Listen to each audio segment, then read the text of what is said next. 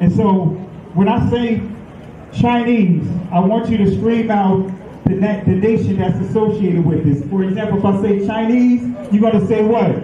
China. All right, let's say it with authority. When I say Chinese, you say what? China. All right, that's just a test right there. So here we go. Chinese. China. Russian. Russia. Italian. Italy. German. Germany. Swedish. Sweden. Korean. Korea. Egyptian. Egypt. Nigerian. Nigeria. Black. Exactly. Nothing. Tell him, Pastor. Tell him, Pastor. Yeah, nothing. I hope you were able to successfully identify the issue.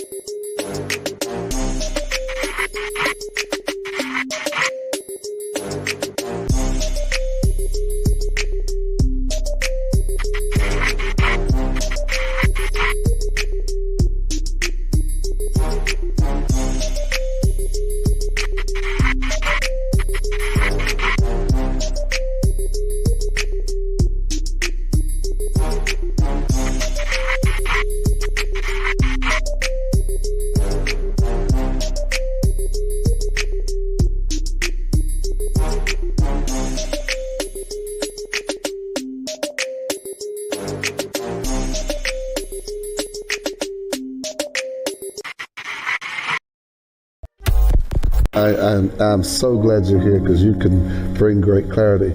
Can you tell us a little bit about the Sephardic Jews and how they were scattered because they went west? I sure can. Because the reason why I want to is because a lot of them, and a lot of people don't know this, are in the Caribbean. They are. In the islands. And you're one of them. I know that. I'm one of them. I know that. Because, a lot of folk don't know that those roots are there. One of the first batches of slaves that came to Jamaica, they were the Sephardic Jews. It's documented. And they're all over the Caribbean, over the Caribbean, South America, Central America, and even the South Central United States. Wow. And DNA testing is a factor in all this now.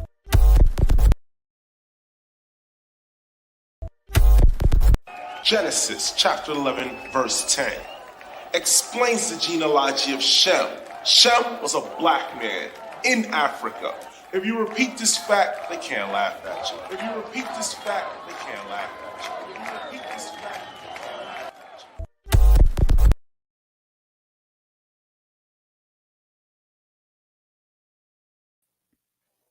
I want to say peace and blessings to everyone. I know this is a unscheduled live, like I did last night, wasn't scheduled, but just wanted to talk to you guys in regards to the Passover.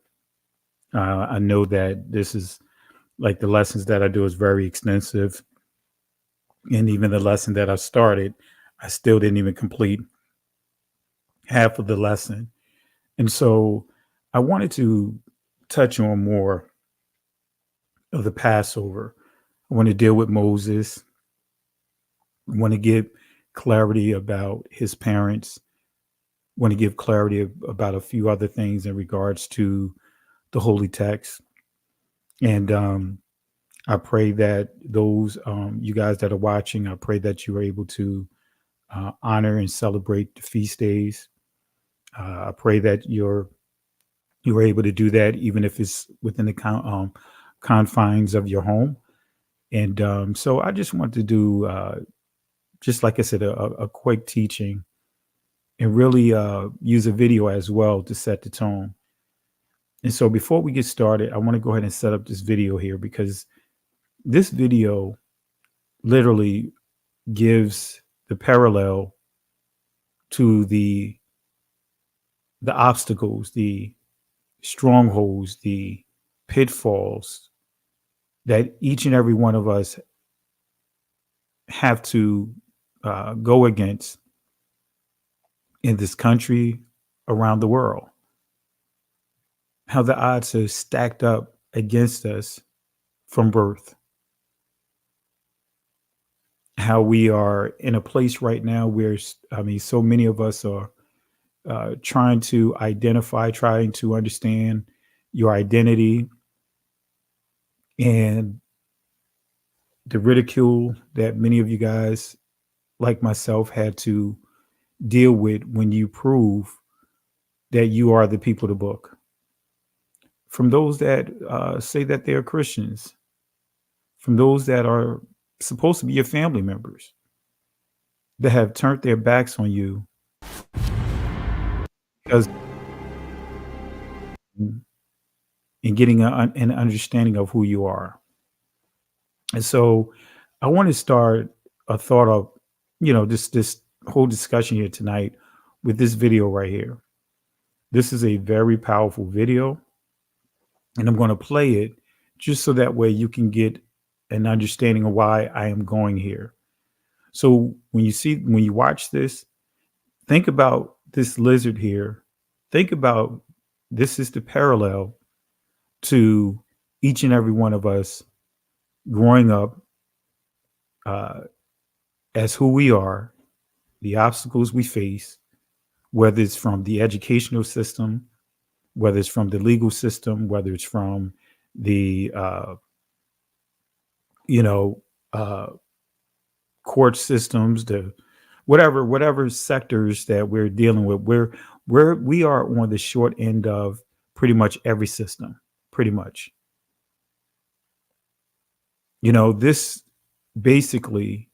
This video is parallel again to the odds that is stacked against us. So I'm going to go ahead and play this video, and I want you guys to pay attention to it and post your comments on your thoughts, your observation of this video. So I'm going to go ahead and play it, and we'll get into some teaching as well. But let's go ahead and play this video.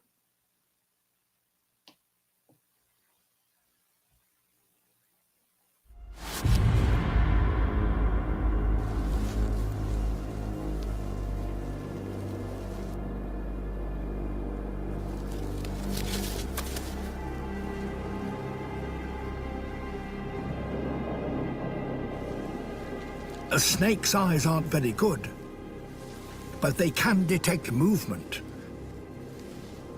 So if the hatchling keeps its nerve, it may just avoid detection.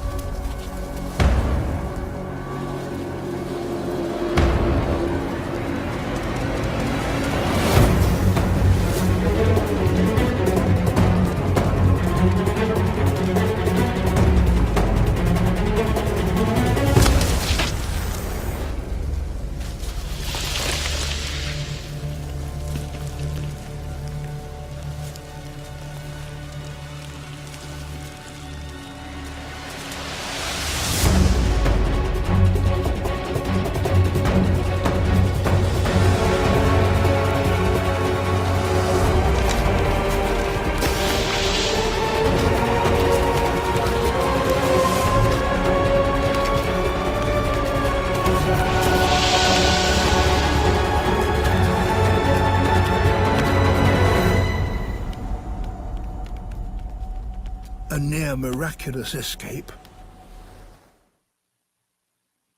So I just want to, as I pointed out, share that clip and use that as an example of what we have to go through as a people from the time that we are born.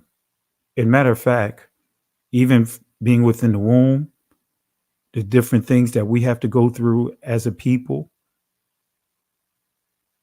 Think about the suppression, the economic suppression of our communities, Think about the lower quality of foods in our communities. Just really think about that and really think about the video I just shared. That lizard have to go through, have to basically go against all the odds that are stacked against it. Snakes all around it. Snakes coming out of the crevices of the rocks, the crannies of the rocks. Just think about what we as a people have to go through. And I know some, based upon their individual situation, they will say, hey, you know what? I'm good. My household is good. I'm good. Like, kind of like how Esther had to be reminded. Esther, here it is. She's the queen. But she had to be reminded that her people as a whole is dealing with genocide. The attacks to completely wipe them out. And we have many of our brothers and sisters that are doing very well for themselves, right? The exceptions. But overall, as a community, we're still way behind, centuries behind the curve. But they'll say that they're good. They'll say that, hey, you know what? The curses of the overall nation of our people don't apply to them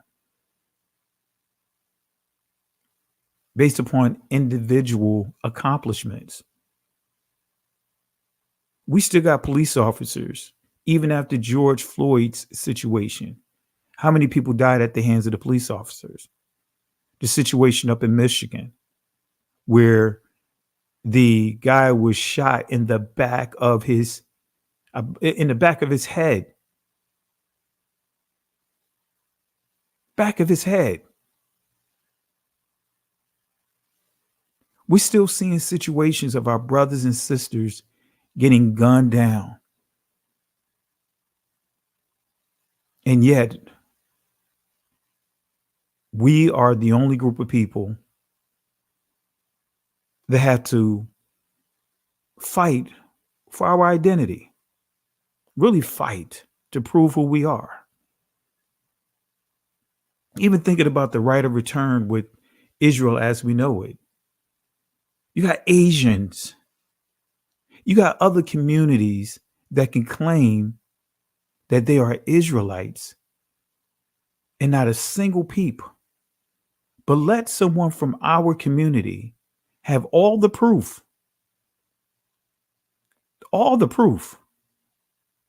that you cannot get around, all the proof that we are the people of the book. We are connected to the ancient Israelites. Then that's where you start hearing all the arguments. That's where you hear all the slanders. This is why you have so many people making books. So many people making books off of trying to prove that we are not the people of the book. But the odds are stacked against this family, according to the numbers of man. But with the Most High on our side, who could come against us? So with that being said, let me touch on a few things here. Let me touch on a few things here.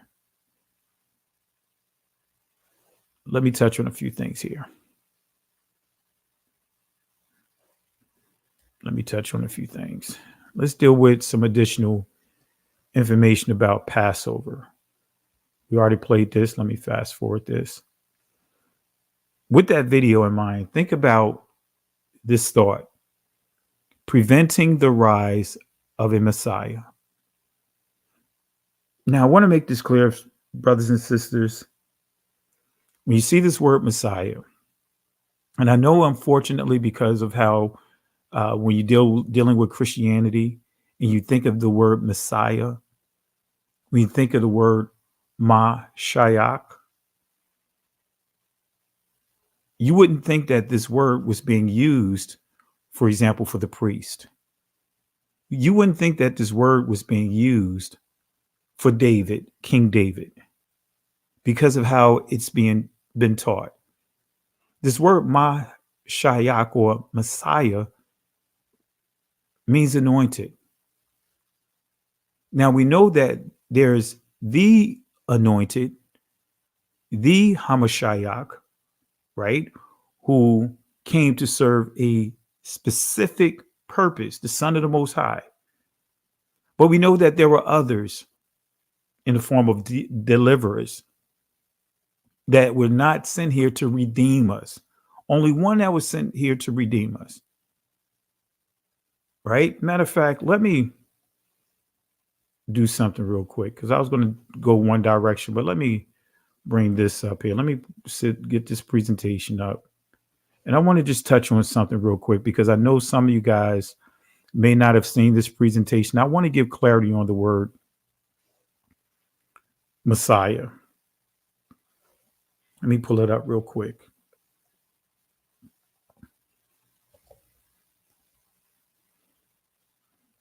Let's see here. I just wanted to, I'm not going to do the whole lesson. We'll get back to this one here because it's still going to tie into what we are going to touch on. But I want to just touch on a few things here, right? To understand the agendas against us. So let me start with this here. Let me go here, right? And then we'll get back to where we are, right? This is coming from the lesson that I did titled Words of Confusion, right? Words of confusion, dealing with the word deliverer versus the Messiah. All right, let me make sure I could get back to my main screen. All right, I want to make sure you guys understand this because this is these are words of confusion. So I want to make sure that you guys understand this before I move forward before I get back to dealing with Exodus. I want to start off with this here so you understand some of the agendas, the big agendas, the things that many have come together to form a confederate to come against our community. The New World Encyclopedia, right? Let's just see what this says here about the New Testament. It says here the term New Testament came into use in the 2nd century during a controversy among Christians over whether or not the Hebrew Bible should be included with the Christian writings as sacred scripture. Let me read that again, family. And I really want you guys to understand the delusions. This is what we won't hear inside the church because the agenda, when we start getting to that 2nd and 3rd century church, the agendas by many of those so-called church fathers did not want to have anything to do with the Israelites. They didn't want to have anything to do with the what is referred to as the Old Testament now. They're the ones that actually came up with the term New Testament, Old Testament. Not the Israelites. It's amazing how the original followers of the Messiah were Israelites and how they got kicked out. So notice it's on your screen here. And if you want, I'll drop the link inside the comment section just so that way, you know how we do, guys. I don't care about showing sources. It's not a big deal to me. You know, I'll put a lot of research, right? But still, you know, I want to make sure that you guys understand where I'm going at with this. I want you guys to understand that how to vet information and be able to really get a proper understanding of how things have gotten to where we are today.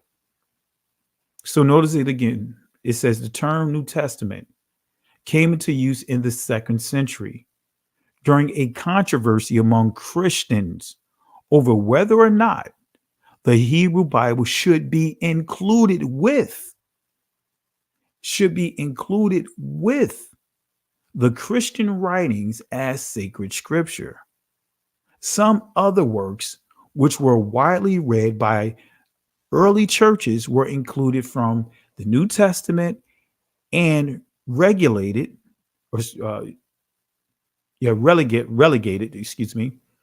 relegated to the collections known as the Apostolic Fathers, generally considered Orthodox, and the New Testament Apocrypha, including Orthodox and heretical works. See, they didn't, this is telling you exactly the original plan for what is called the New Testament. You know, the testimonies of the disciples, and then also the letters of the so-called Apostolic Fathers. This is the plan. This is the original goal here. This is the goal right here. To create a religion free from the people that it was actually given to, for us in terms of, it wasn't a religion, it was a culture for our people. But it's a religion to these people. This was the goal. And we see it, the seeds that was planted back then, we see how it's carried out today.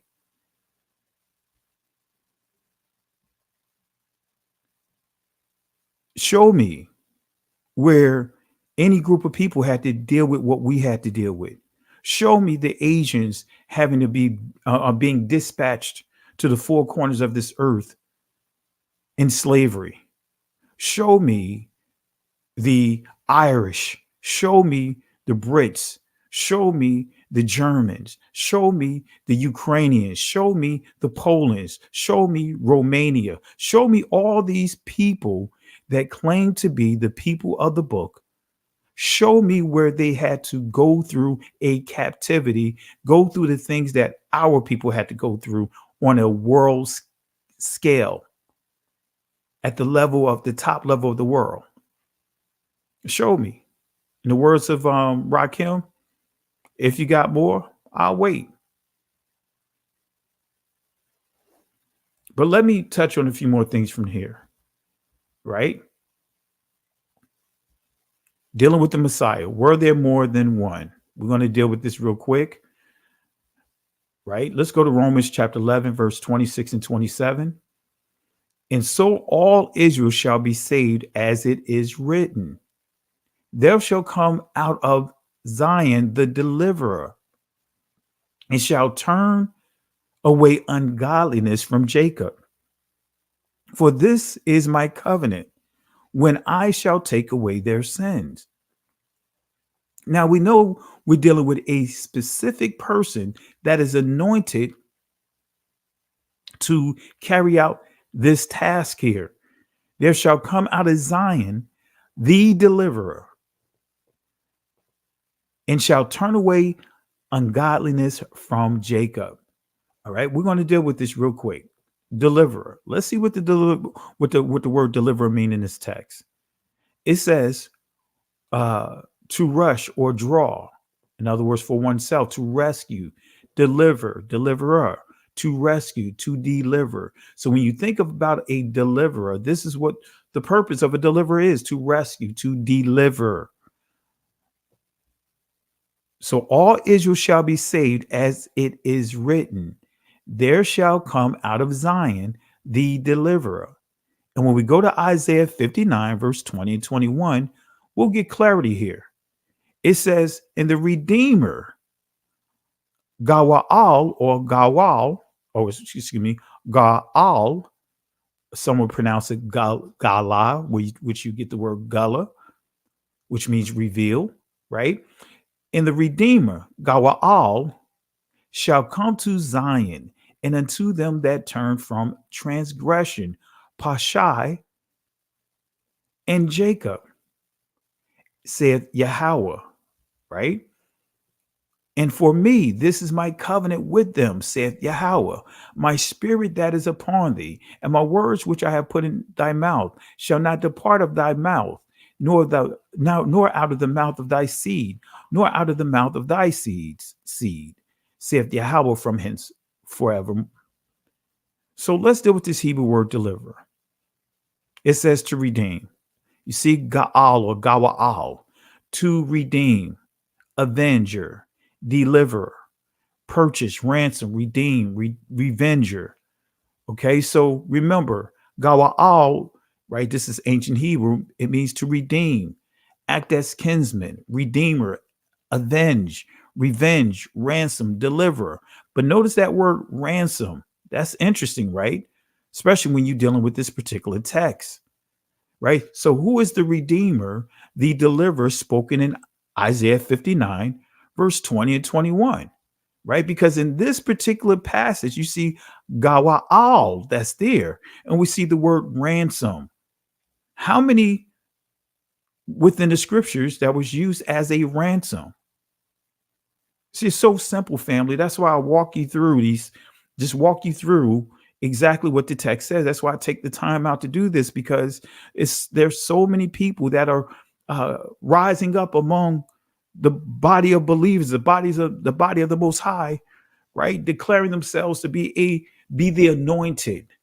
See, we're so comfortable saying false Christ, antichrist, and all of that. But when you understand the word Christ, it simply means anointed. When we say the word Messiah, it simply means anointed. And what is the buzzword within the church? Anointed. That's the buzzword. That's the thing that you see and hear that is tossed about so much. It's used so, just casually used. Oh, that person has such an anointing on them. That person has such an anointing on them. Or that person over there has such an anointing on them. Oh, that word was good. That boy had that anointing on him. See, when we deal with false messiahs, false Christ, you also have to bring it to where we are today, false anointed. You're going to be people that's going to declare that they are anointed. So remember, to redeem, in other words, Gawa'al means to redeem, act as kinsman, redeemer, avenge, revenge, ransom, deliverer. Okay. So who is the redeemer, the deliverer spoken of in Isaiah 59, verse 20 and 21? Right. Let's go to Judges chapter 2, verse 13 through 16. We'll answer that question, but let me just paint a picture here. Right. I want you to pay attention to this text, because I want you guys to understand, starting with that word deliverer. There was more than one deliverers. Just in the book of Judges, we're going to see a few of them here. All right, let me read it here.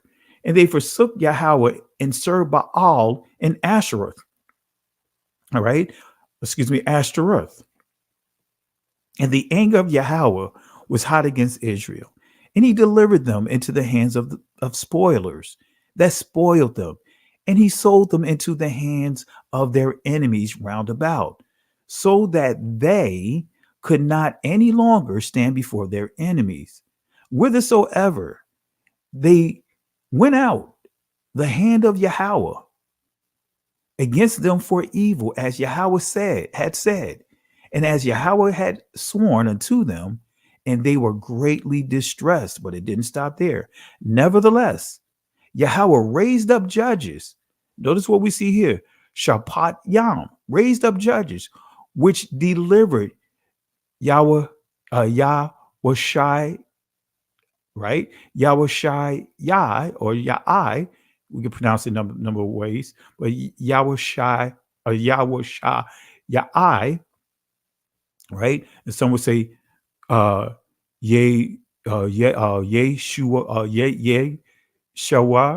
anyway, I'm not getting into all that, but just the ancient pronunciation of it.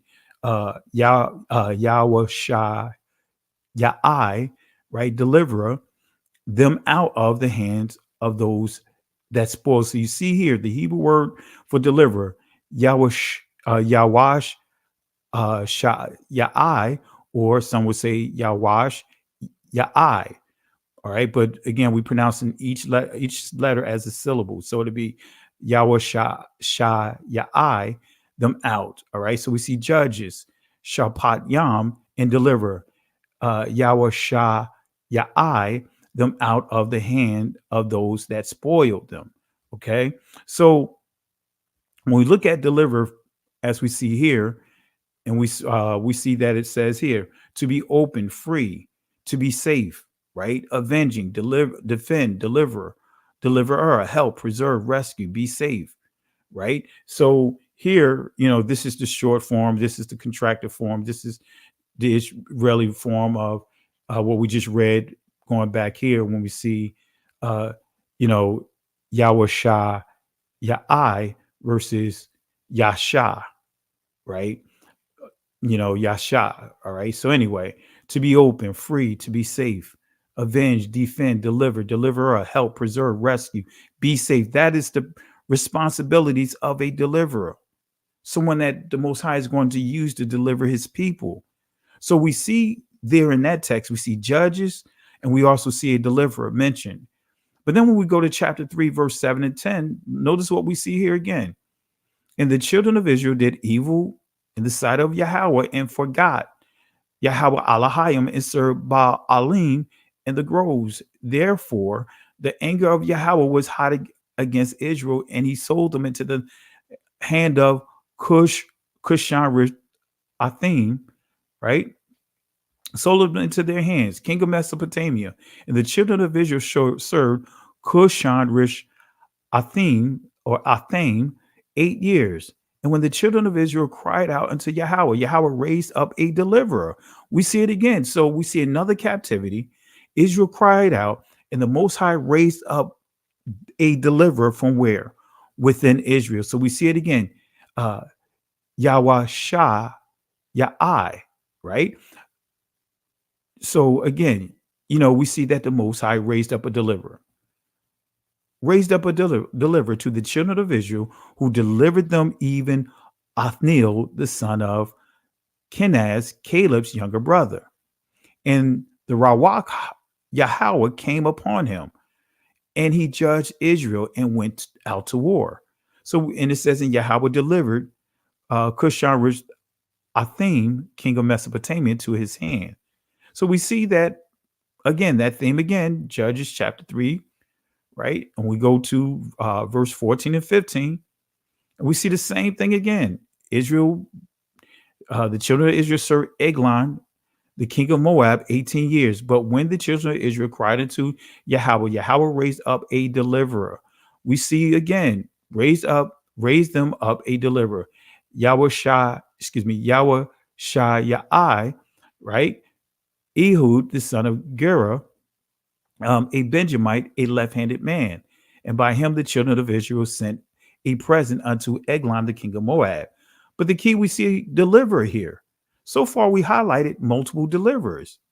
And guess what? Here's another deliverer, right? Let me move forward here. The children of Israel again did evil in the sight of Yahweh when Ehud was dead, right? But then when we go on to here, verse 3, and the children of Israel cried unto Yahweh, for he had 900 chariots of iron. In 20 years, he mightily opposed the children of Israel. So there were multiple deliverers, right? Multiple deliverers. Again, Yahweh Shah, Ya'ai, but one true redeemer. Some would say Yahweh Shah, Yah, right? But of course, we have the I here, Ayan, right? So it'd be Yahweh Shah, Ya'ai. But anyway, so there were multiple deliverers, right? But one true redeemer. Let me say that again. There were multiple deliverers, but one true redeemer. We'll get back to the Passover. These deliverers did not have to provide a ransom. They did not function as the redeemer. Let me say that again. These deliverers that are highlighted in the book of Judges, right? They didn't have to offer any ransom. They didn't have to offer or serve in the capacity as being anointed to be the redeemer. See, that's why I'm going to Judges to give you an idea that there was multiple deliverers, right? So redemption, Ga'al, can only come through Yahweh Elohim, his outstretched arms and his great judgment. So Yah the Father, guess what? He is our redeemer. Through Yah the Father, his son, the Hebrew Israelite Messiah, he is the ransom.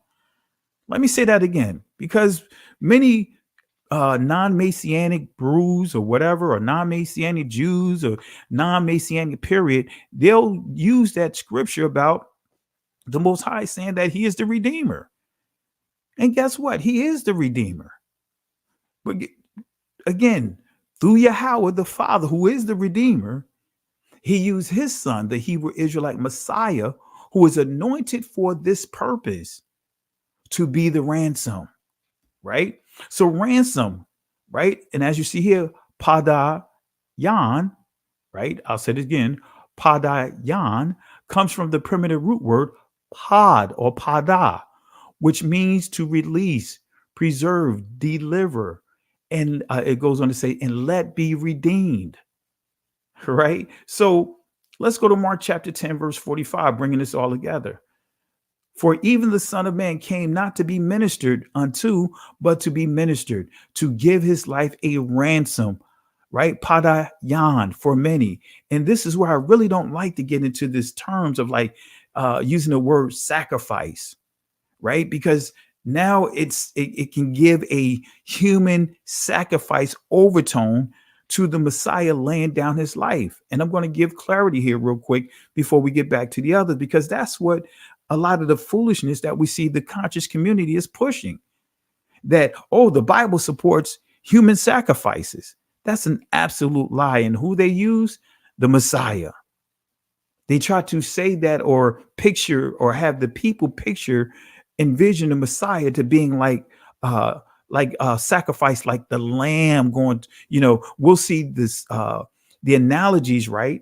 The metaphor in that, right? But in terms of the Messiah being as the lamb being taken to a slaughter, but it's not dealing with human sacrifices. It's not taking the Messiah and making him into the burnt offering.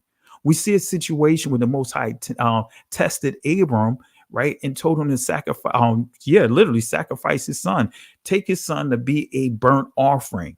That's why he had the knife. That's why he was going to cut him up on the altar. But the Most High stopped him. But that's what many of these people that call themselves conscious, right? They go into this word and don't have a clue about what the word actually means, the details of it, and they just come up with aha moments. And guess what? They pulling supposedly people that supposedly know the scriptures, and they're contributing to the delusion. So for even the Son of Man came not to be ministered unto, but to minister, and gave his life a ransom for many. And I don't like to use the word, I'm very conscientious about saying sacrifice now because of how that's being spent, how that's being twisted. And I can show you with scripture, the Messiah was not a human sacrifice like you see in the Greeks, like you'll see in the Romans, especially the Celts and the Druids, right? They had human sacrifices on what is considered or what is the original church, which is Stonehenge. All right. So 1 Timothy chapter 2, verse 5 and 6, it says, for there is one Elohim and one mediator between Elohim and men. That man is Christ Jesus. In other words, Yahweh Shai HaMashiach, who gave himself a ransom for all to be testified in due time. So now let's go to Isaiah 53, verse 5 and 6. I want y'all to make sure y'all understand this here, because this is not a human sacrifice. Don't look at this as a burnt offering like these guys will try to deceptively teach. But he was wounded, halal, for our transgressions, pasha'ai, right? And it says he was bruised, daka or daka'a, for our iniquities. The chastisement, mawasar, of our peace was upon him, and with his stripes, right? Kabara, we are healed.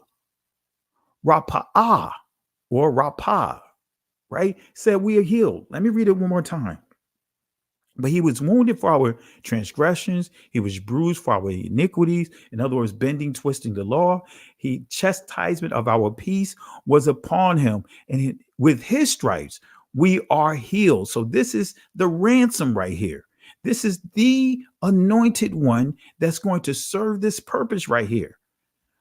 Verse 6, all we like sheep, taza'ana, An or Sa'an have gone astray.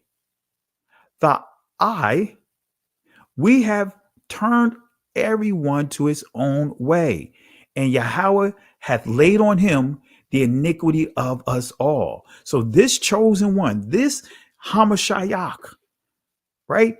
All of this is the ransom is placed on his shoulders. This is the scriptures right here.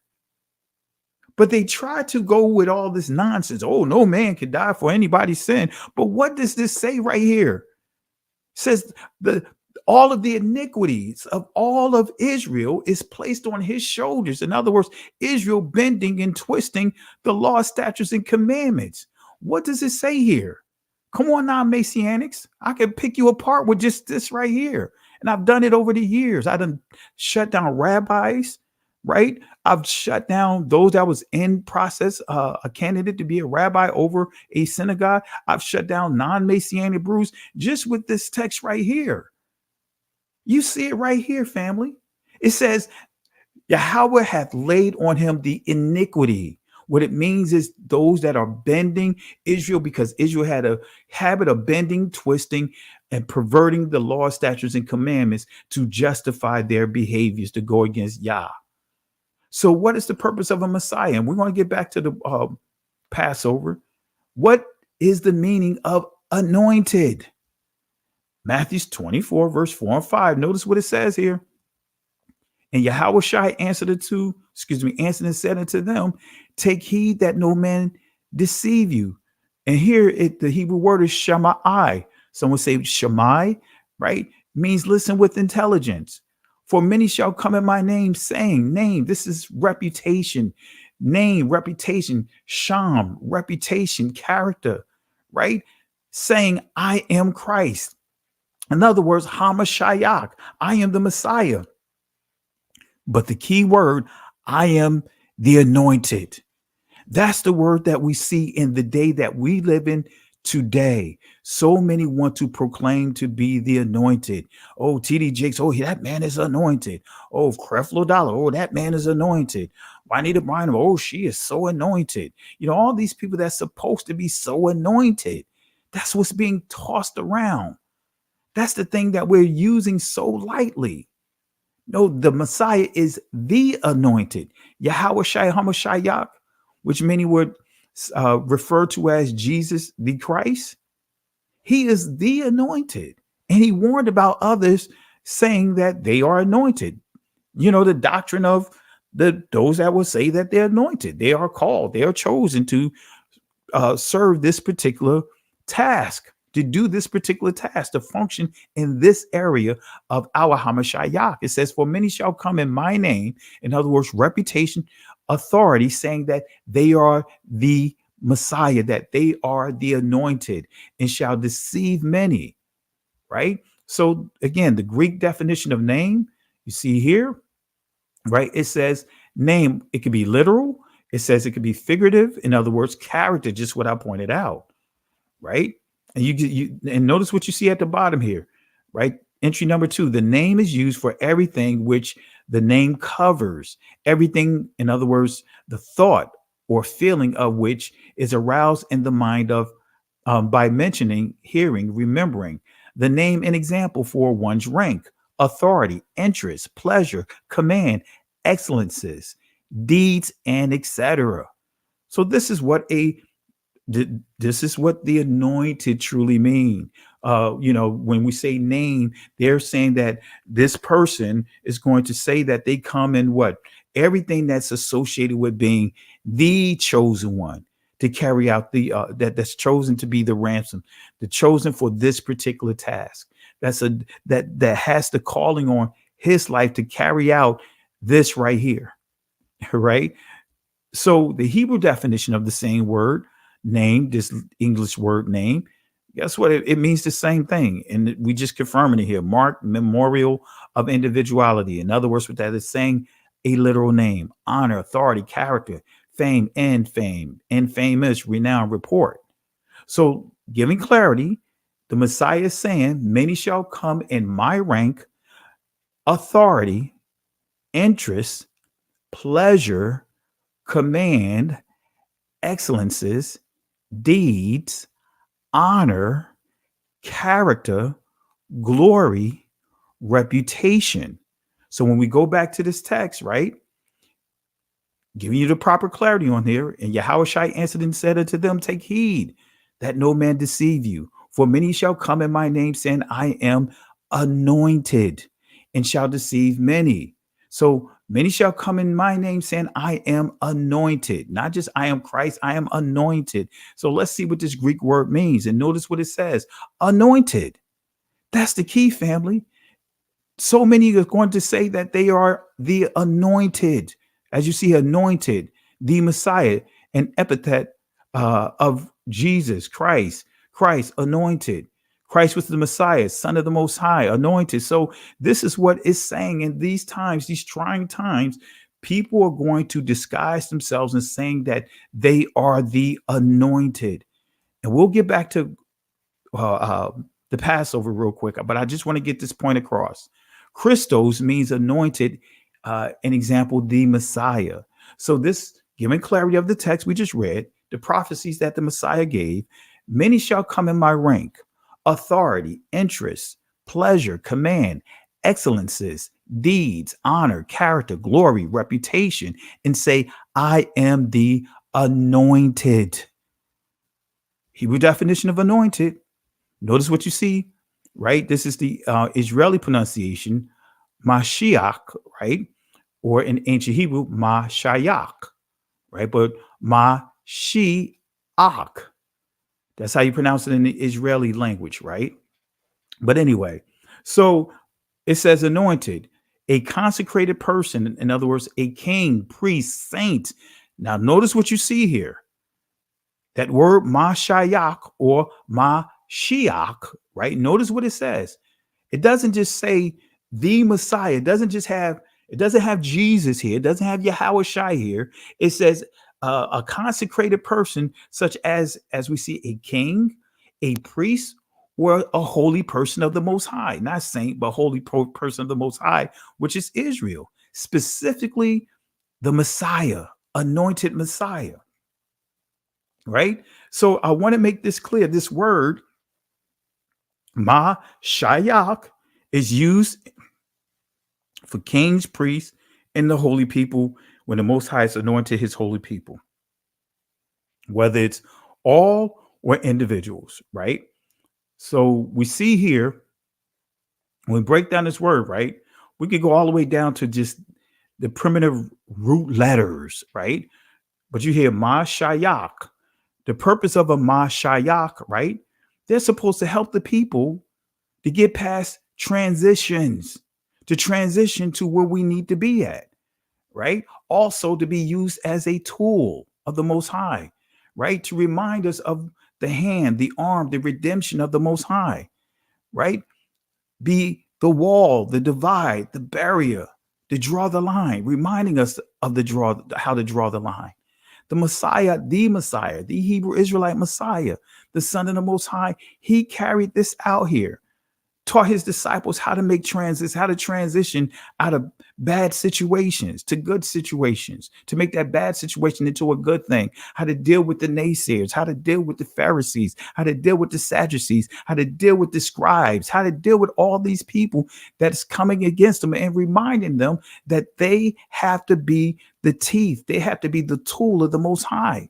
But again, water, sea, danger, transition, and must be operating in and must make sure that we understand that everything goes back to the arm, the extended arm of the Most High, as the Messiah did. All right. So Leviticus 4:3, let me give you an example here, right?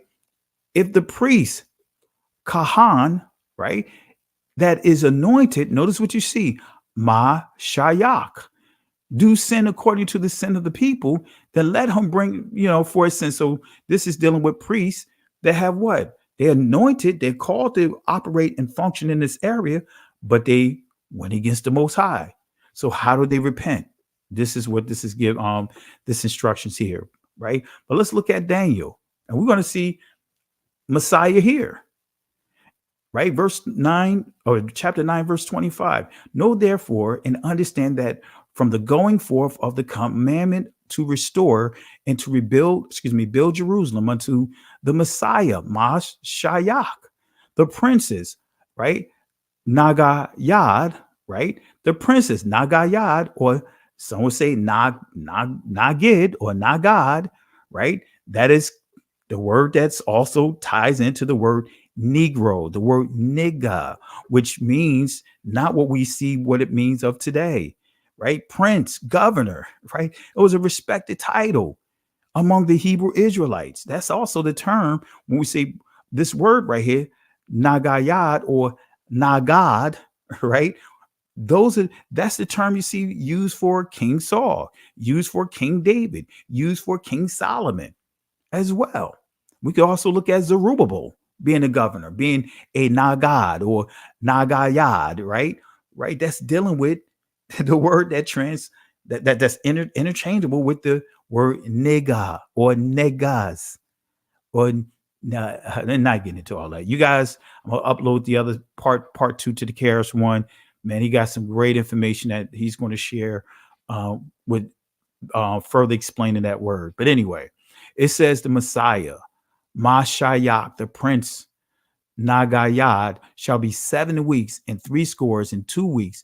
The street shall be built again, and the wall even in the troublous times. Then we see again, verse 26, after 62 weeks shall the Messiah be cut off, but not for himself. We see it again, Mashiach, right? Then we see it again, verse 27, and he shall confirm the covenant with many for 1 week, and in the midst, in other words, the middle of the week, right? The hump day of the week, the 4th day in the midst of this week, he shall cause this sacrifice and oblations to cease. Right? But who are we dealing with? We're dealing with the word Messiah there, right? So again, I'm not going to go into here all of this details and breaking down this word. I can, but I'm not going to go into all of this. But I encourage you guys to go back and watch this lesson. It's called Words of Confusion. And we're dealing with, in this lesson, we're dealing with, the word deliverer versus Messiah, right? So again, just want to make sure you guys understand the differences. So let me go ahead and put this other presentation back up. I just wanted to just kind of touch on a little bit with, what we were touching on was the anointed. Just want to make sure that we good here. Because here I'm breaking down the 3 different periods that Daniel chapter 7 cover. All right. Yeah, I'm getting into more here, but I don't want to go too far with this, right? Because again, I got another presentation I want to get into, but let me go ahead and bring up the other presentation. All right, let's go back here. And let's get back to why I went this route.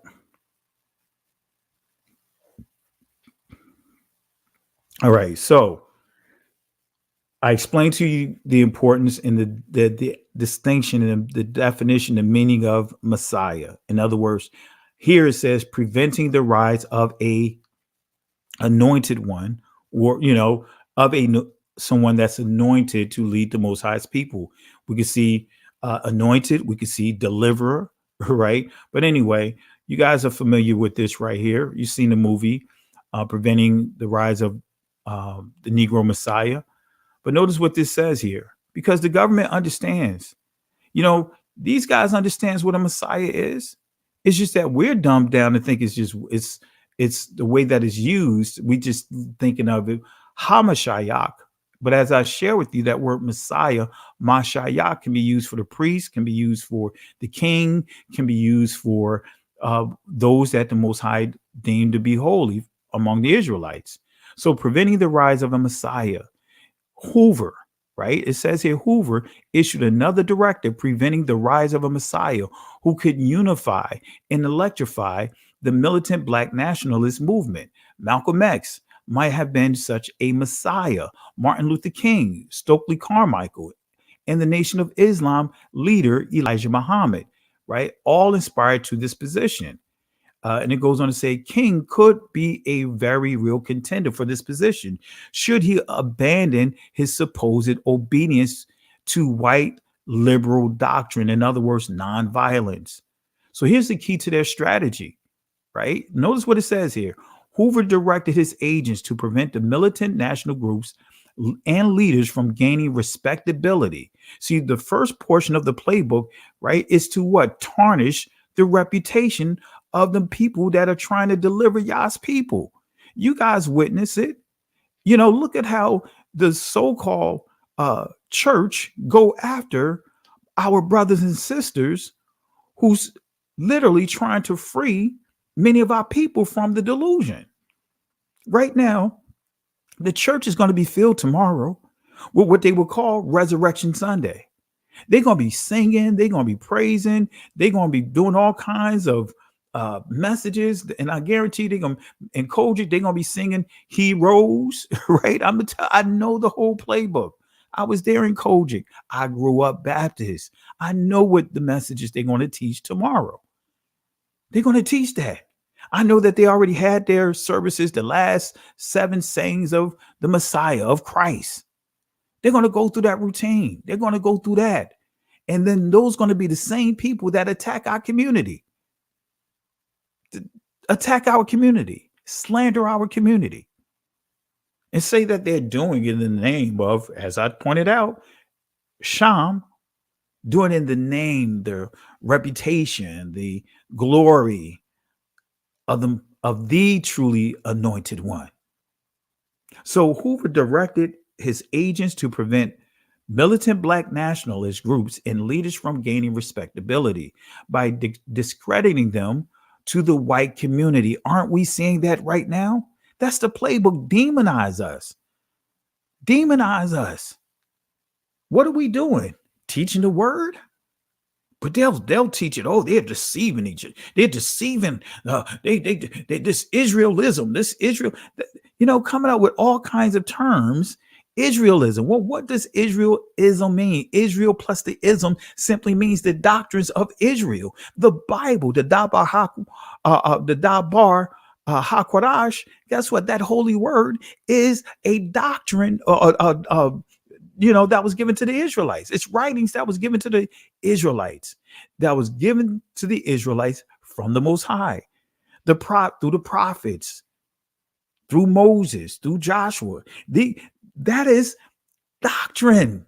Look up the word Hebrew Israelism, and you'll see Hebrew, of course, the Israelites. Ism refers to doctrine. And guess what? The Holy Bible, right? They all going to be singing about this and talking about and teaching out of this Holy Bible. That is part of Hebrew Israelism. Come on, family. This stuff is too easy to knock down. But they're pushing narratives that they have no clue. Matter of fact, let me pull up the definition of that word real quick, because I want to make sure you guys are getting the illustration, right? Let me pull it up real quick, and we'll continue, family. I got to, do a few things just to make sure we're on the same page. I don't want to have someone say, oh, Pastor, he's just making it up. He's not showing sources. Let me show you exactly what Hebrew Israelism or Israelism mean, rather. Let me see here. Let me pull it up here real quick.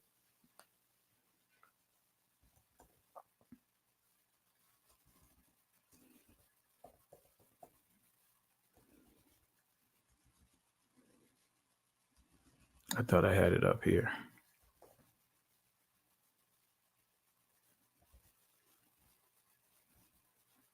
All right. If not, I'll pull it up through the etymology. Let me just pull it up here.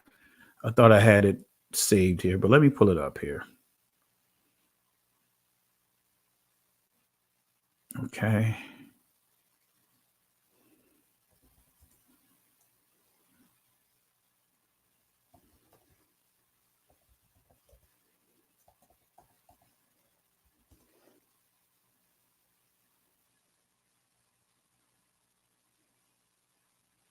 Let me see here. Let me see here. Hebrew.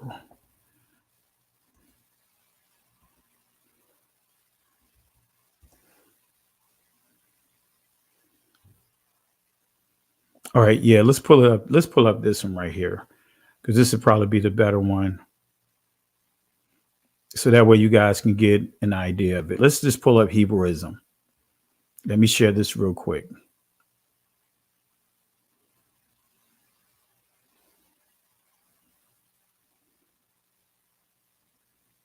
All right, let me stop this. And let me bring this up here so you guys can understand. So when you hear even just Israel, ism, that's what we're going to deal with, the word forming element ism. But let me pull it up real quick here.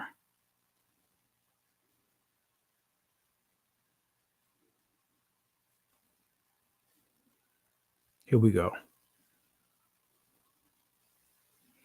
All right, notice what you see here. Let me make sure you can see it here. All right, family, I want to make sure you can see here. I'm going to zoom it in. Right?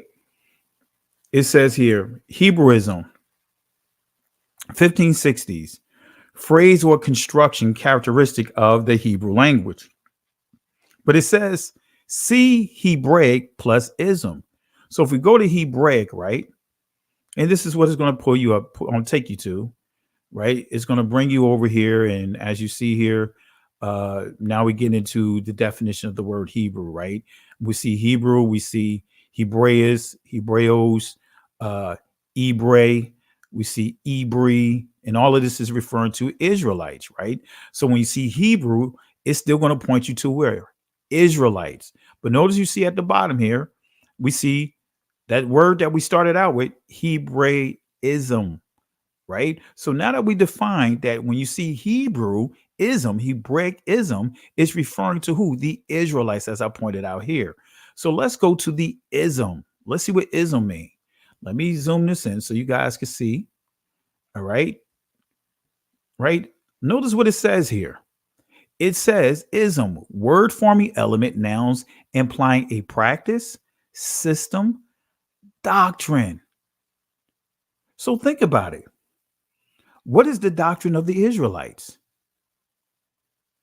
Right? What is the doctrine of the Israelites? Apostle Paul was an Israelite. Apostle Paul never referred to himself as a Christian. Apostle Paul was an Israelite. The disciples were Israelites. The first followers of the Messiah that referred to themselves as followers of the way, they were Israelites. So those letters that you're reading of Paul, that is doctrines of Israelites. Paul made it clear that he is out of the tribe of Benjamin. He made it clear that he is an Israelite. He made it clear he is a Hebrew. Paul made it clear. So when you see or hear that term, family, that's all it means. When you hear the term Hebrewism, that's all it means. The doctrine of the Israelites. So what is the doctrines of the Israelites? Starting with that Bible that these naysayers are coming at you with. So family, this is basic stuff right here. This is basic, if we want to call it Hebrew apologetics. This is basic right here. Too easy, family.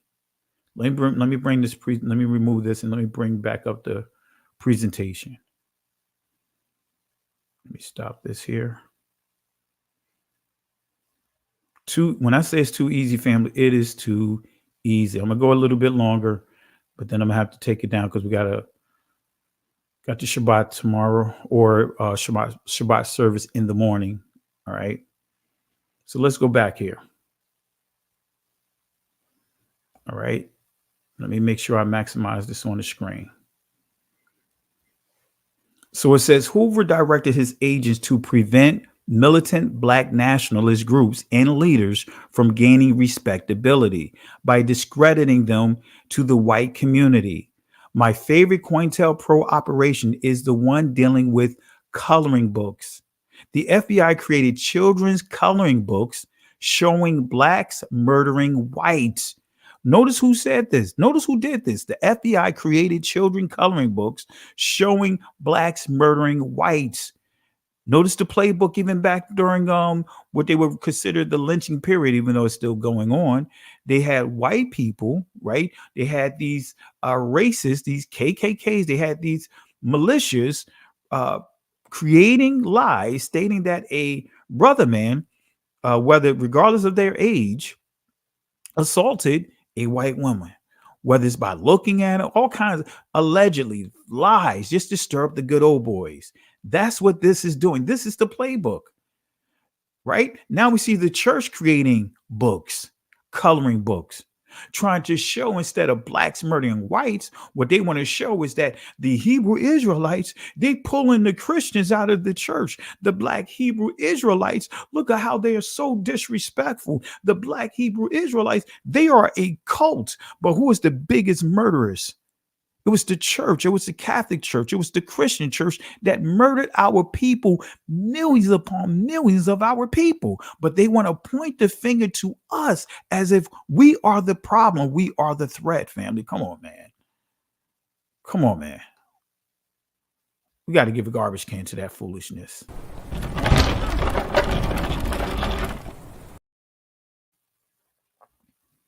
And this is the FBI. Ostensibly made by the Black Panther Party and to indoctrinate. Let me go back here. It says it, the FBI created children's coloring books showing blacks murdering whites, ostensibly made by the, and to make it look like it's the Black Panther Party, right? But made by the Black Panther Party to indoctrinate black children at Panther schools. So they wanted to give this approach that we are coming up with these flyers, but they're making it to believe that this is what the Black Panthers were teaching. The FBI created those flyers of blacks killing whites, but they wanted to put it on the Black Panthers as if they were the ones that was doing that. Doesn't that playbook sound familiar? So it goes on to say, so that the whites and moderate blacks would be repulsed by these radicals. So by showing this negativity, to showing these lies, they want to do this so that way the moderate blacks, right, the whites. Notice the term that they use, moderate. Isn't that the term that they were trying to put on many of us, referring to us as moderate Hebrews? Moderate Hebrews? Oh, they're not the camps. So we're going to call them moderate. Don't call me moderate. Do you know that if you want to go even further, go back, if you go and study Calvinism, do you know that that word moderate was used for many of the Calvinists that was like really extreme with the liberal perspective? You had moderate Calvinists. But now this term is being superimposed on those that they cannot box in.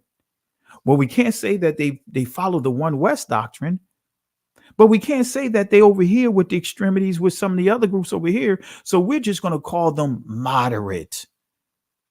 That's the playbook right here. This is the playbook that the FBI used to create what? A negative view of our people even back then. And guess what? When you start studying about what the Black Panthers have done and some of the others have done, they established, clinics, free health clinics. They established the WIC program. It wasn't the government. The government shut them down and took the programs, the ideas that they created for our community. They're the ones that created breakfast in the morning before the kids go off to school. They're the ones that created that. These kids, no older than 21 years old. Which brings us back to King. No doubt, this week, much will be made of the FBI snooping on King and King's alleged sexual escapades. Yeah, now it's like, okay, let's go into his personal life. Let's go in there. Let's see if we could just take those things and turn our people away from him. See, it's funny how, right? They demonize King because of his affair or affairs or whatever. But the key, guess who forgave him? His wife forgave him. They got past that. Doesn't that sound familiar? When we're dealing with, and I hate to bring them up in this discussion, but the Will Smith, Jada Pinkett situation, both of them opened up their marriage and did all kinds of crazy stuff. Right? But who are they going after? Who are people going after? Going after his wife. Right? That's the playbook. That's the playbook of the FBI. That's the same playbook to go against our community. Divide and conquer. So you know what, King, we can't go at him in no other way. Let's go at his weakness. Let's go back. Let's point that out and let's make it public about the things that he struggled with for a moment, even though he and his wife got past it.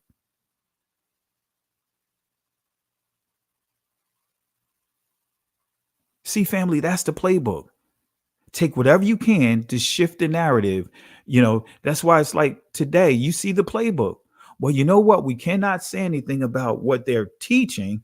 We can't say anything about their sound doctrine that they're teaching, but let's try to demonize them. Let's create controversy so that way we'll make it so that way the people don't want to hear from them. That's the playbook of Hasatan. To make the Most High's people good for nothing. That's when you start getting into what an evil report is. Ra'ah deba or daba means I just said evil report in ancient Hebrew. That means good for nothing. So they come up with slanderous things to make our testimonies good for nothing. That's the attempt.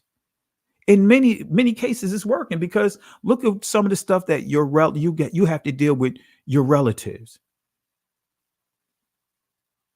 All right. James 1:1, you say you lost me. All right. Post clarity where I lost you at, and I'll give you clarity. So post your question. So I want to make sure you understand, because I see here you said you lost me. Where did you get lost at? All right. Post. Don't just say you lost me. You know, post where you got lost at, so that way we can give clarity here. All right. Don't just post, without giving clarity here. All right. So if you're going to post, when you say you lost me, give clarity.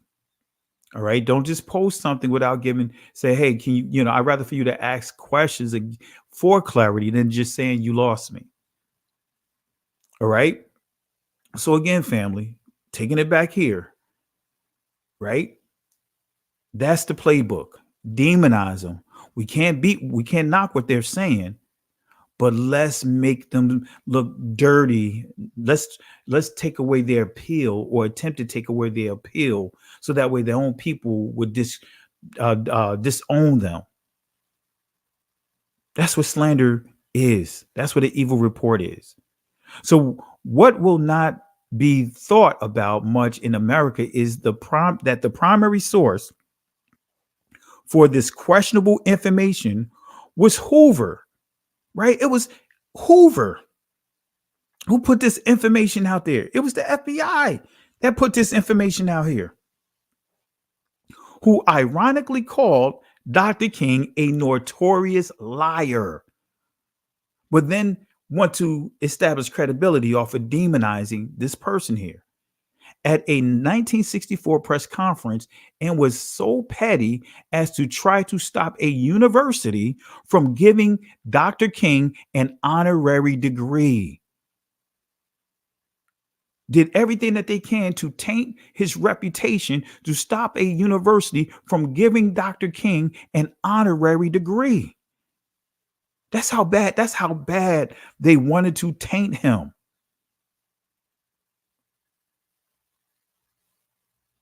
Right? A report compiled by the U.S. Congress quotes from a March 28, 1968 FBI memo. Sanitation strike has been going on in Memphis for some time. Martin Luther King Jr. today led a march composed of 5,000 to 6,000 people. All right. So a key person, when we get back and bring all of this back to the Passover, the Pesach, a key person who Yah used to lead, to deliver Israel is Moses, Mashah.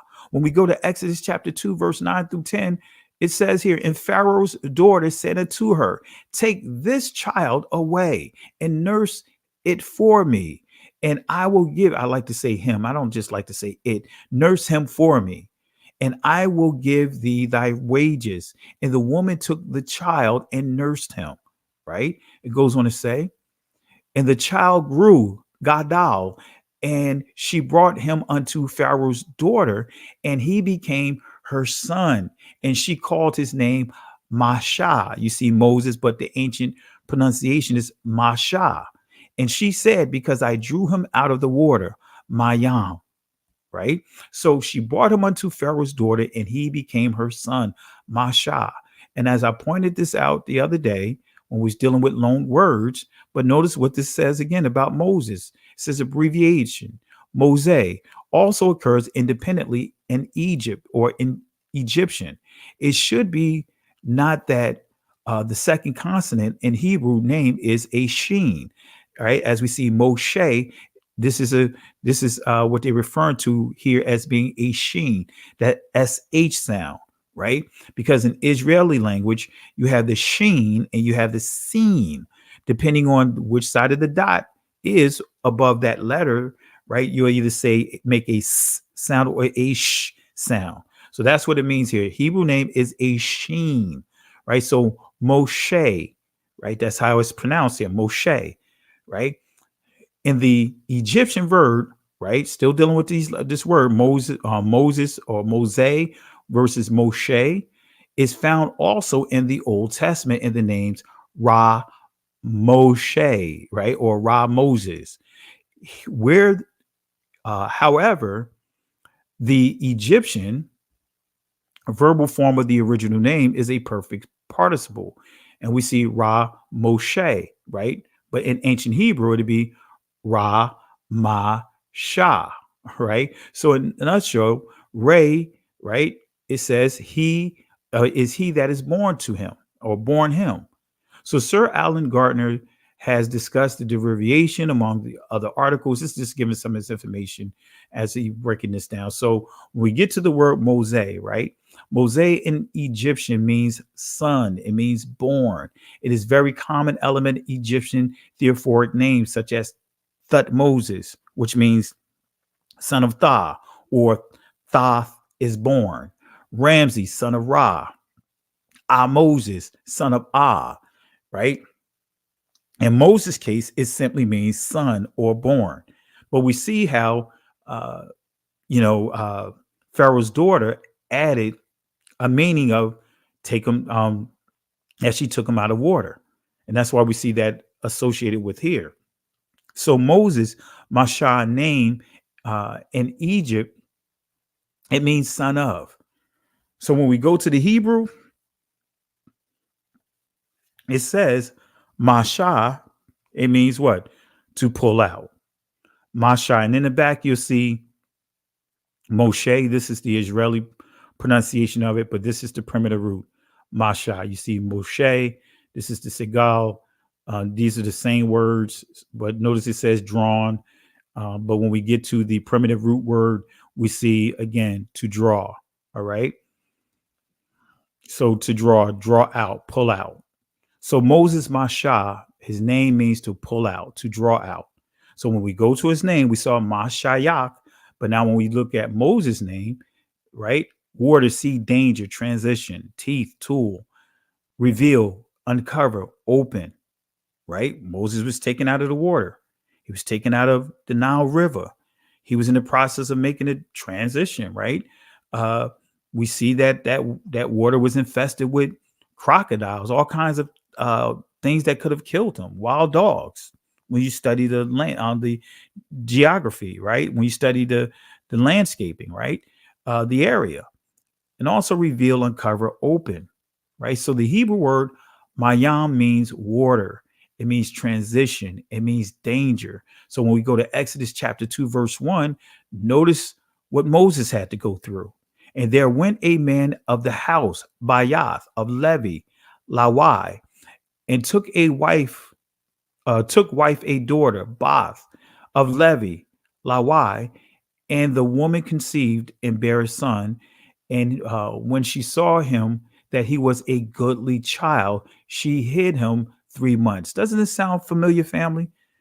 We were put inside what?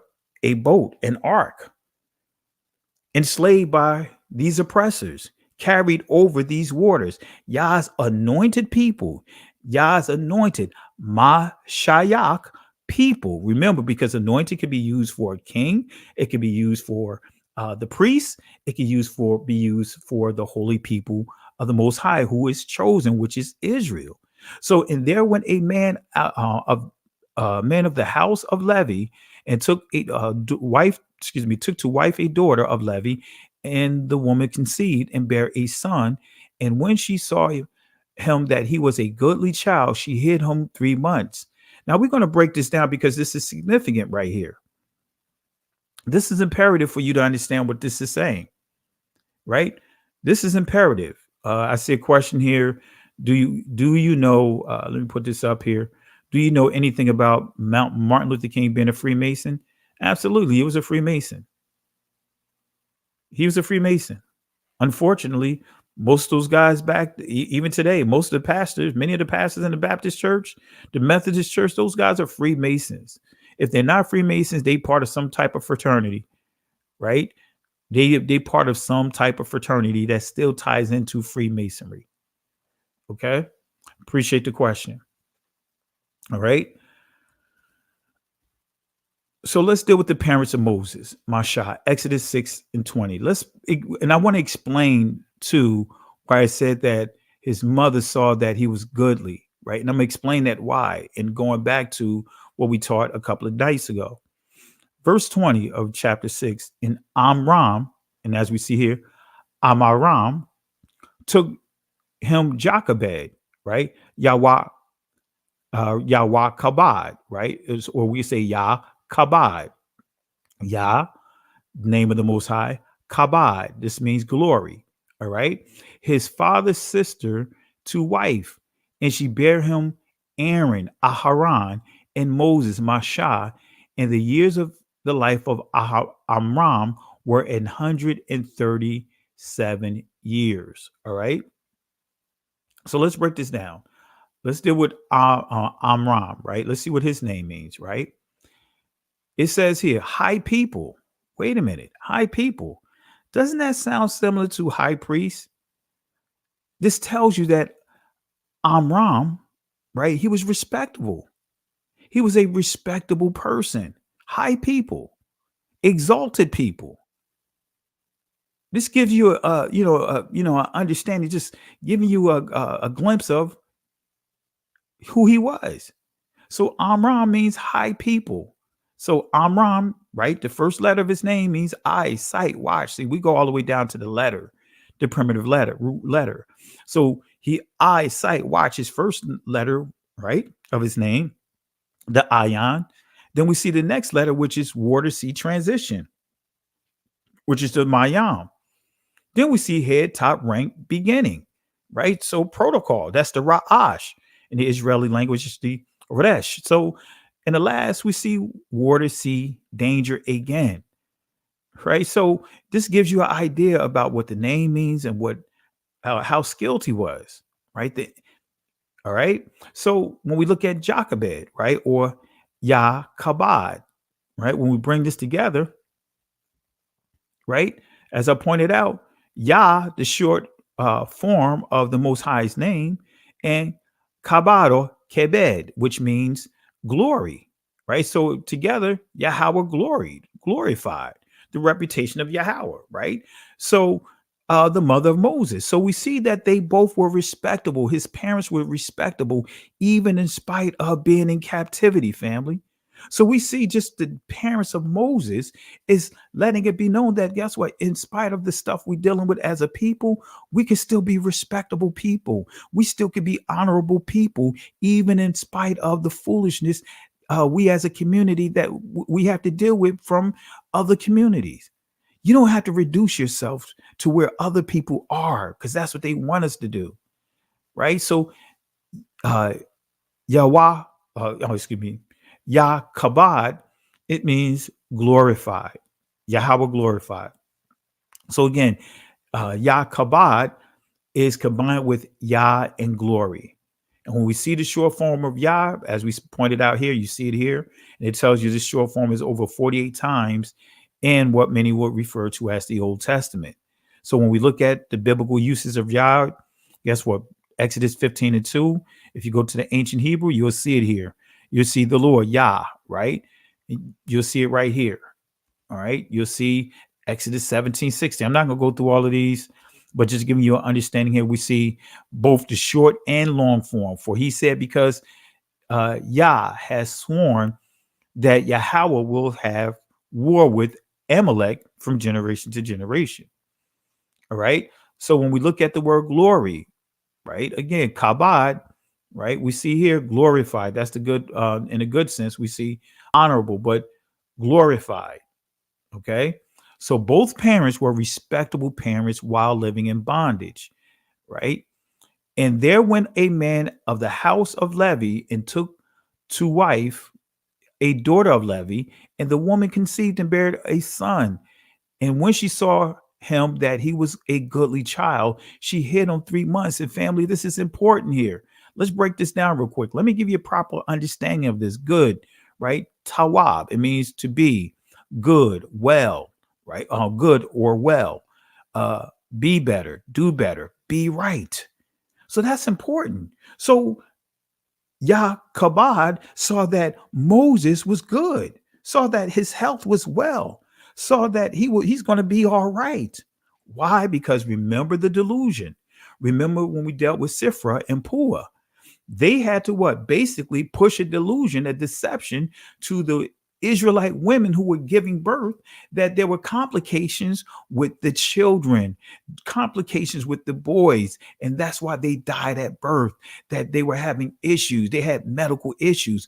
But Yah-kabad saw that there was no medical issues with Moses. Here it is 3 months later, he's still alive. So that's why she hid him 3 months. The Hebrew letter for 3 is gamal, which means mature. It means maturity. So that's why it's important when you see the scripture says she saw that he was good. She saw that there was nothing sick about her son. There was nothing sick about her seed.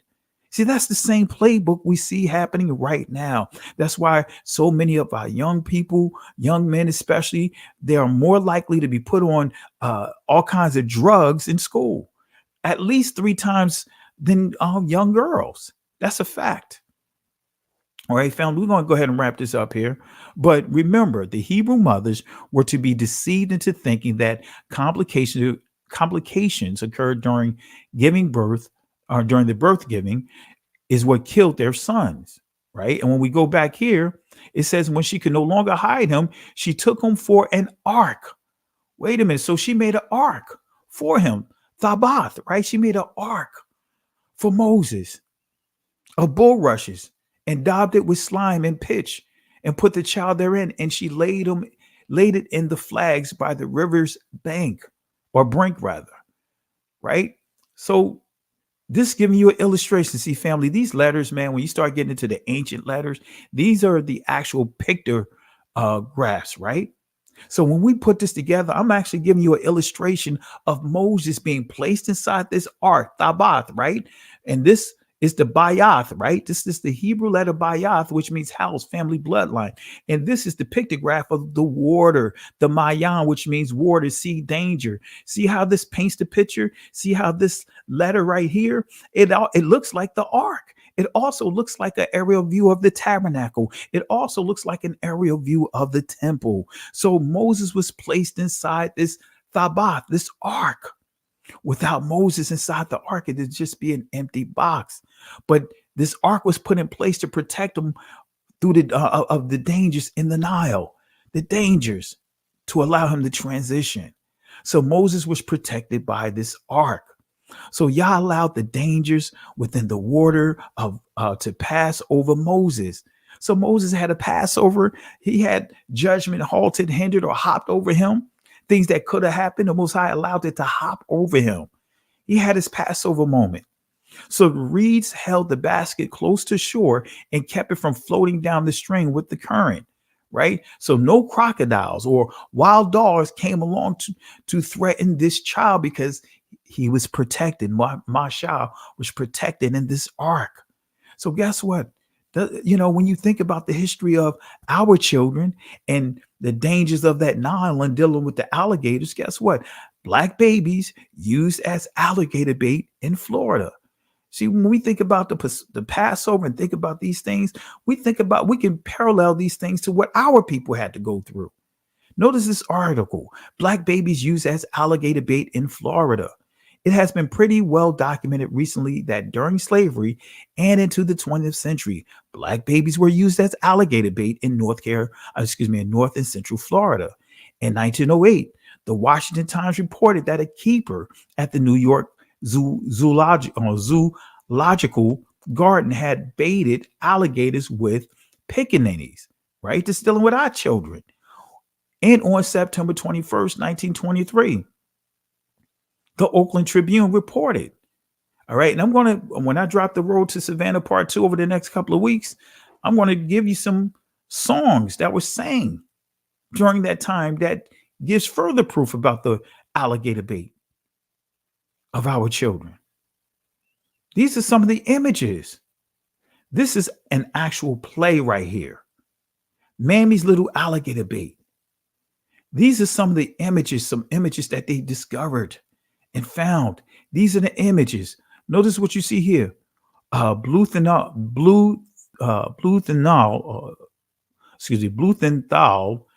and Bickart, distillers, blenders. This is Baltimore, Maryland. Look at this alligator bait. Look at this. This confirming Deuteronomy, the proverb, the byword. Astonishment. Here's this song right here. Here's the actual song. Let me zoom it in so you guys can see. How come we don't hear anyone talking about this, man? How come we don't hear anyone talking about this? Right? Now, notice what it says. Hush-a-bye, don't you cry. Mammy's little pickaninnies going to get a present mighty soon. When the stars am a-peeping and the moons in am a-creeping, then your mammy's going to sing this tune. Shut your eye, by and by. Man will whip you if you cry. Someone am a-coming through the gate. Go to sleep. Don't you peep. Listen to me tell you. Use Mammy's Little Alligator Bait. Come on, family. Who had to go through what we had to go through? Who had to go through what we had to go through as a people? Who had to go through what we had to go through? Who? Name one group of people. This is what you don't hear the church talking about, right? This is what you don't hear them talking about. We're going to stop right here. We're going to stop right here, family. I know I gave a lot of information, but I want to stop right here because I got a lot to do before I go to bed in preparation for tomorrow. That's right. We're still going through. We are still going through this delusion. As a matter of fact, I think I let me see if I have it there. I'll play it real quick, family, because this is a clip from Road to Savannah that I am going to release pretty soon. I'm putting a lot into it. I know I did part 1, but I decided that part 2, I wasn't going to rush it. I was going to put it out there back in December, but I decided that I'm not going to rush it. I'm going to take my time with it because I want to make sure that, I really want to make sure I don't miss some key points that I want to make. Also want to make sure that it's in a documentary format. I really want it to be in a documentary format. I really want it so that way when you guys watch it, it's a documentary. It's not just, don't want it to be viewed as just a piece of, just a piece of information. I want you to be able to use it as a source. All right, let me share this video real quick. And I want you guys to see, this is a trailer from The Road to Savannah. Now, you may get upset, But the purpose is to tap into those emotions to make you get upset, so that way you don't get caught up in the rhetoric of that is these white supremacist creates of, talking points like, oh, we got over it. Why can't you? Or that's the past. Why can't we just leave that stuff in the past? No, we never got over it. When you're dealing with, let's just say a rape victim or, what they do is they go through a process of trying to counsel that person to get that person back to where they were prior to the ordeal, prior to the situation.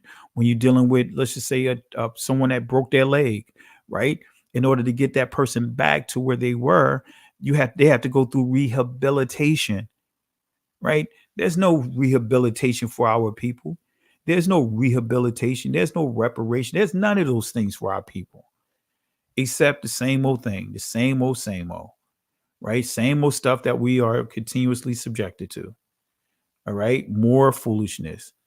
So let me go ahead and I'm trying to share this real quick. And this would be the last point that I make with this. So I'm waiting for it to come up here. All right. It's almost there. Let me share this real quick. And this is a clip from the video. All right. Let me share it with you guys right now.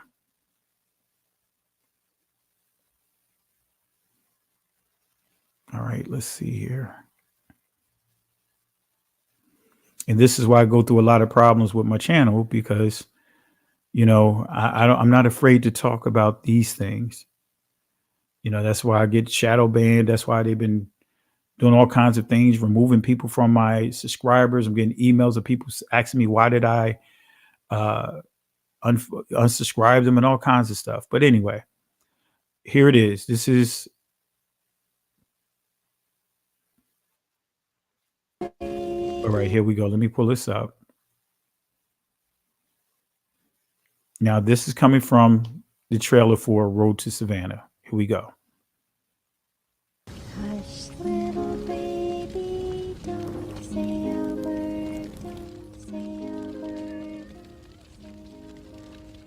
Mama's gonna buy you a mockingbird.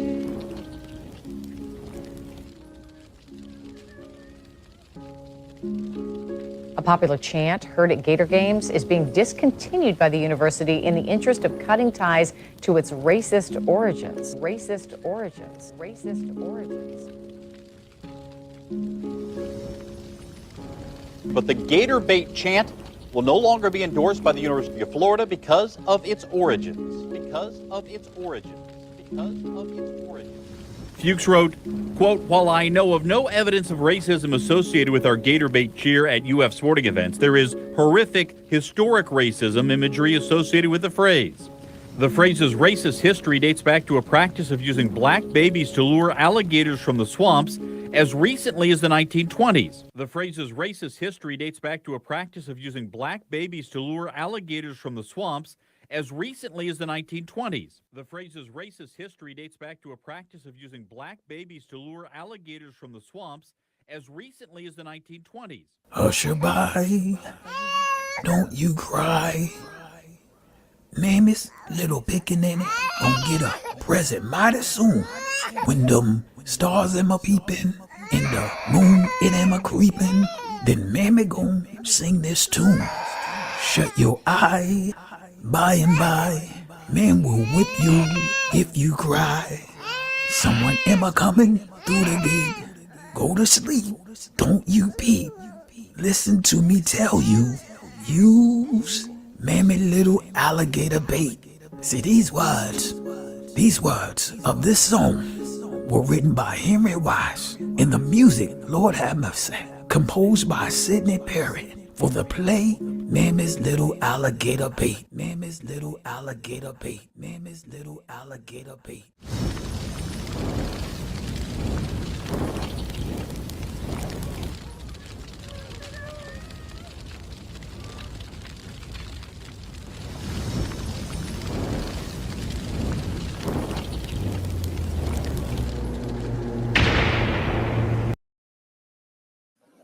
So family, that's from the trailer for The Road to Savannah.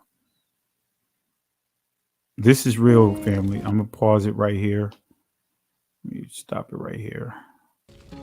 You know, and I know what. Let me stop right here. I know it can be very graphic in terms of in terms of visualizing what's taking place here.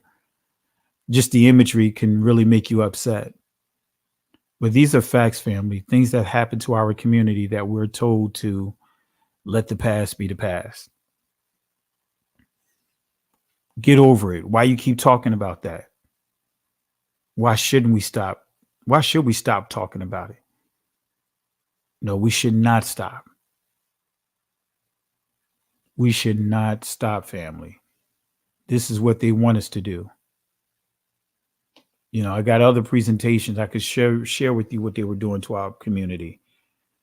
Making leather shoes out of the skin of our people. Belts, handbags out of the skin of our ancestors. But this is the stuff they want us to forget. This is the stuff that they want to tell us that we should be able to get over when we continuously see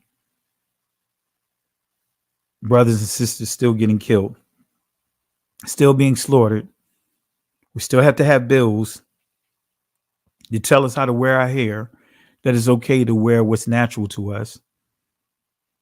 Still got to have bills to say we're not going to lynch you anymore, even though these bills haven't fully passed. We still got to see brothers and sisters over in Ukraine while U.S. is constantly sending money. Had to send at least $20 billion over there in a short period of time. But then we got neighborhoods like Mason, Tennessee, that just got hijacked. A white comptroller ran up all kinds of debt, got convicted of it, but they put the debt on the people, the Negro community there, and then just took over the community. Was trying to force them to give up their charter that they had for over 153 years. But yet we're still talking about this other stuff, the stuff we don't hear about, things that we don't want to talk about.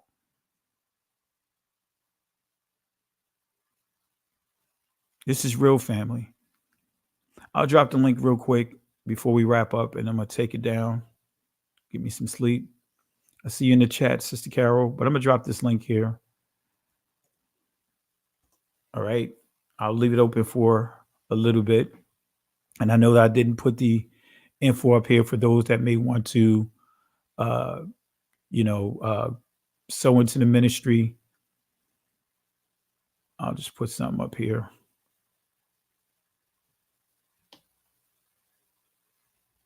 Let me see here. For those that are interested in sowing to the ministry, I'll put the ticker at the bottom. For those that want to give into the ministry, let me put this up here.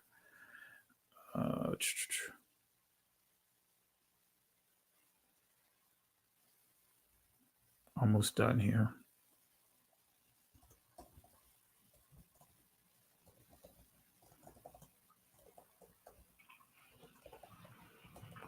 All right. All right. This is actually, let me correct it here. Should be Playbook.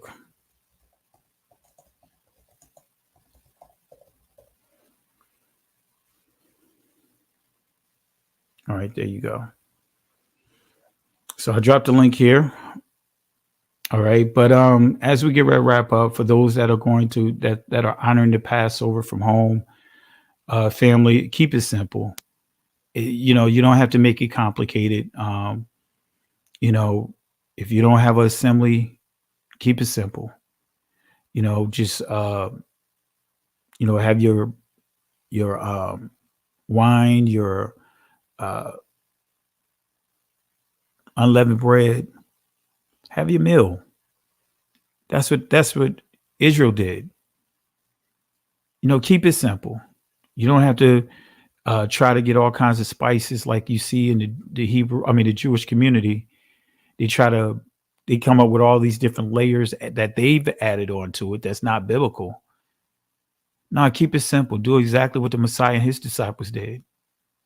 You know what they did after they finished having their meal? They walked towards the mountain, singing. Can you imagine the disciples listening and hearing the voice of the Messiah singing? Man, they were really privy to so much. That's right. Right. All praises to Yahweh Bahasham. Absolutely. Yahweh Shai HaMashiach. Absolutely, my brother. But can you imagine them hearing the Messiah sing? Wow. So family, we're going to go ahead and call it a night here. Really appreciate you guys. I'll try to broadcast our service tomorrow. We've been recording it. I'm actually ordered the piece that we needed for as a video mixing board. So we'll really get to broadcast our services at a more professional level, because I just wasn't feeling the camera.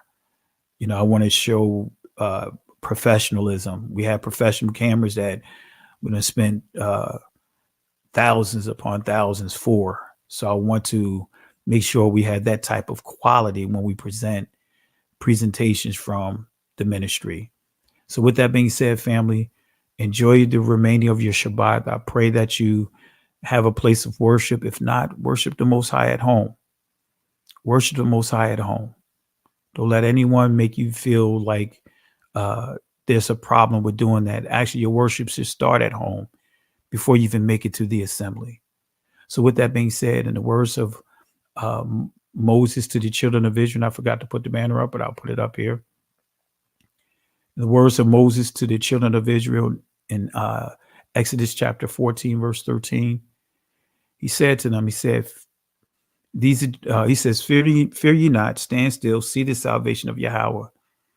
These Egyptians that you see here today, you'll never have to deal with them again. They will not be a stronghold over you again. He said the Most High will fight for you. But the kicker is you have to hold your peace. Can't go back. Can't stay here. Keep moving forward. Shalom.